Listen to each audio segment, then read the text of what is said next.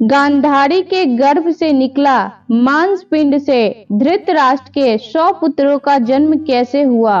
कौरव भाइयों की संख्या 100 थी। वे एक ही माँ से जन्म लिए थे। उनकी माँ गांधारी थी। गांधारी हस्तिनापुर के राजा धृतराष्ट्र की पत्नी थी। धृतराष्ट्र जन्म से ही अंधे थे, तो गांधारी ने भी उम्र भर अपनी आंखों पर पट्टी बांधकर रखी थी। महाभारत ग्रंथ में उनके 100 पुत्रों के जन्म मरण की पूरी कथा है। महाभारत का महाविनाशकारी युद्ध कौरव पांडवों के बीच हुआ था। कौरव पांडव वैसे एक ही कुल के थे और चाचा ताऊ की संतानें थे। इस भीषण युद्ध में कौरवों की बहन दुशाला के पति सिंध नरेश जयद्रथ समेत कौरव भाई मारे गए और पांडवों की विजय हुई। दुर्योधन महाभारत के सबसे प्रमुख पात्रों में से एक है। कुरुक्षेत्र में हुए भीषण युद्ध का प्रमुख कारण भी दुर्योधन ही था।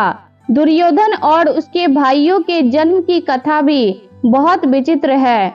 जब दुर्योधन का जन्म हुआ उस समय बहुत से अपशगुन भी हुए थे, जिसके चलते विदुर ने धृतराष्ट्र से उसका त्याग करने के लिए कहा था, लेकिन पुत्र मोह के कारण धृतराष्ट्र ने ऐसा नहीं किया। तो चलिए जानते हैं दुर्योधन और उनके भाइयों के जन्म की कथा।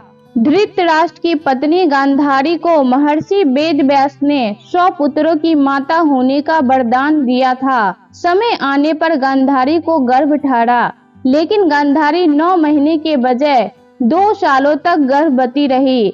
बाद में प्रसव के दौरान एक मांस का लोथरा हुआ, यानी गांधारी को एक भी संतान नहीं हुई। इससे गांधारी घबरा गई। तब महर्षि वेदव्यास को बुलाया गया। महर्षि वेदव्यास जी ने कहा कि चिंता न करें, आपके पुत्र अवश्य होंगे। उन्होंने कहा कि मांस के लोथरे को 101 हिस्से में विभाजित कर प्रत्येक टुकड़े को अलग अलग घड़े में रखें और उनमें घी भर दें।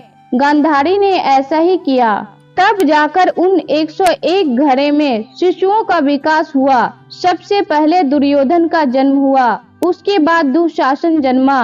धीरे धीरे इसी तरह उन सभी घड़े से जो बच्चे निकले उन्हें ही कौरव कहा गया। कुल 101 घड़े में से 100 पुत्र हुए और 101वें घड़े से एक पुत्री हुई, जिसका नाम दुशाला रखा गया। वह 100 कौरवों की अकेली बहन थी। इस प्रकार गांधारी से 100 कौरवों समेत एक कन्या का जन्म हुआ। वीडियो अच्छी लगी हो तो लाइक, शेयर और ऐसे ही वीडियो को देखने के लिए हमारे चैनल को सब्सक्राइब जरूर करें। धन्यवाद।